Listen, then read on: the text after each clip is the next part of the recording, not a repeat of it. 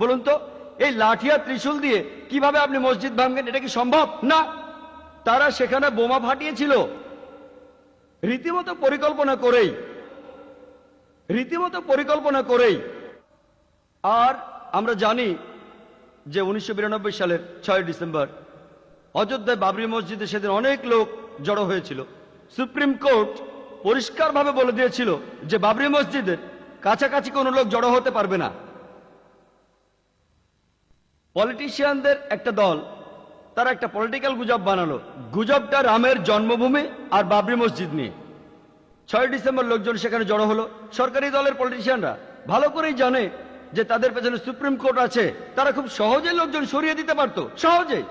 কিন্তু তারা ভাবলো যদি এদের থামাই তাহলে ভোট পাবো না, তাই লোকজন জড়ো হতে থাকুক। লোকজন জড়ো হলো, আর তারপর তাদের কথায় স্বতঃস্ফূর্তভাবে যে হাজার হাজার লোক জড়ো হয়েছিল, স্বতঃস্ফূর্তভাবেই তারা বাবরি মসজিদ ধ্বংস করে ফেললো প্ররোচনা ছাড়া।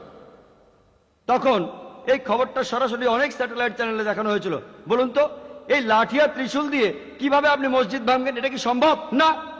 তারা সেখানে বোমা ফাটিয়েছিল রীতিমতো পরিকল্পনা করেই।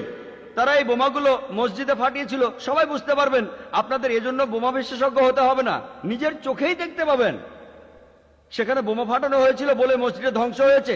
আর লাঠি আর ত্রিশূল থেকে মসজিদ ভাঙা যায়?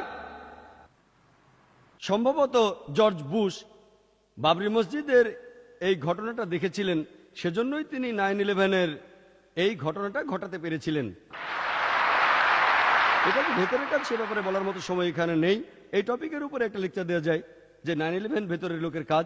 অনেক আমেরিকান এরকম কথা বলেছে। হয়তো বাবরি মসজিদ দেখে উনি আইডিয়া পেয়েছিলেন, তারপর আমেরিকা তো ঘটিয়েছেন। যাই হোক, এদিকে কি হলো?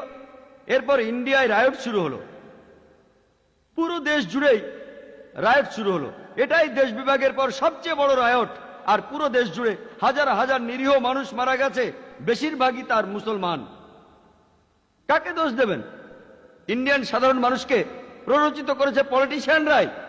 লড়ো, অন্য ধর্মের মানুষদের মেরে ফেলো। সাধারণ মানুষ প্ররোচিত হচ্ছে আর পলিটিশিয়ানদের হাতের পুতুল হচ্ছে। আমরা জানি যে বোম্বেতেও তখন সবচেয়ে বেশি ক্ষতিগ্রস্ত হয়েছিল বোম্বে। দেশ বিভাগের সময়ও সেই সময় বোম্বেতে যে রায়ট হয়েছিল সেটা বোম্বের ইতিহাসে সবচেয়ে ভয়ঙ্কর রায়ট। সেই সময়েও এত বেশি লোক মারা যায়নি যে পরিমাণ লোক 92-93 সালের রায়টে মারা গিয়েছিল। পুলিশ যদি এখানে চাইতো খুব সহজে রায়টটা থামাতে পারতো, খুব সহজেই। হয়তো সেখানে রিজার্ভ পুলিশ লাগতো, মিলিটারি সাহায্য লাগতো, তারা খুব সহজেই এটা থামাতে পারতো। কিন্তু তারা এটা থামায়নি। বেশিরভাগই চুপচাপ দর্শক ছিল। ভালো কিছু লোক চেষ্টা করেছিল, তবে সংখ্যায় কম। বেশিরভাগই ছিল নীরব দর্শক, কেউ কেউ আবার অংশ নিয়েছিল। আর আমি জানি যে পুলিশকে নিয়ন্ত্রণ করে পলিটিশিয়ানরাই। তাই পুলিশ ভালো কিছু করতে চাইলে পলিটিশিয়ানরা বাধা দেয়, তাই দোষটা আবারও পলিটিশিয়ানদের উপরে পড়ে। পরবর্তীতে দেশের সরকার গঠন করলো 1 সদস্যের তদন্ত কমিশন সংখ্যালঘুদের শান্ত করার জন্য।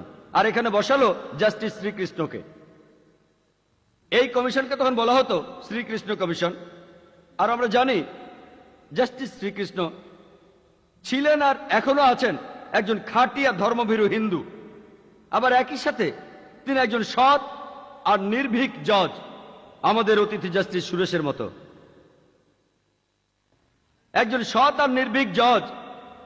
তিনি যে রায় দিয়েছিলেন, ইন্ডিয়ার সরকার সে রায় হজম করতে পারেনি, কয়েক বছর সময় লাগলো। আর তিনি রায়টের পুরো কেসটা খুঁটিয়ে খুঁটিয়ে দেখেছিলেন। তিনি পলিটিশিয়ানদের সাথে কথা বলেছেন, পুলিশের সাথে। তিনি নিজে সে সময় 26টা পুলিশ স্টেশনে গিয়েছিলেন, সবগুলো রেকর্ড দেখেছেন, কথা বলেছেন পুলিশ অফিসারদের সাথে, জুনিয়র সিনিয়র, ভিকটিমদের সাথে কথা বলেছেন, মিডিয়ার সাথে বলেছেন। আর এভাবে অনেক রিসার্চের পর প্রকাশ করলেন। এই হলো সেই dummy verdict by Srikrishna commission. তিনি এই বইতে লিখেছেন কিভাবে আমরা এই রায়টগুলো ঠেকাতে পারি, তবে সেটা করতে সময় লাগবে। আর এই সময়ের মধ্যে সরকার বলল যা হওয়ার হয়ে গেছে। তারা জানতো যে যদি তারা রিপোর্ট অনুযায়ী কাজ করে তাহলে হয়তো ভোট ব্যাংকটা হারাবে। প্রথমে সংখ্যালঘুদের শান্ত করার জন্য তারা একটা কমিশন বানালো। কতগুলো কমিশন বলতে পারবো না, আমি আসলে জানি না যে কতগুলো কমিশনের কথা মতো কাজ হয়েছে। মনে হয় জাস্টিস সুরেশ বলতে পারবেন। ইন্ডিয়ায় এই পর্যন্ত কতগুলো কমিশন হয়েছে, তার কতগুলো সিদ্ধান্ত কার্যকর হয়েছে, কতগুলো। আর আমরা জানি এই দেরি করাটাও একটা কৌশল। সাধারণ ইন্ডিয়ানরা, বিশেষ করে মুসলমান ভিকটিমরা, আমরা ইন্ডিয়ার বিচার ব্যবস্থার উপর আস্থা রাখি। যদি পলিটিশিয়ানরা প্রতারণা করে, যদি দেশের অন্য নাগরিকরা প্রতারণা করে, যদি পুলিশ প্রতারণা করে, এই দেশের মধ্যে আমরা তারপরও আস্থা রাখবো বিচার ব্যবস্থার উপর।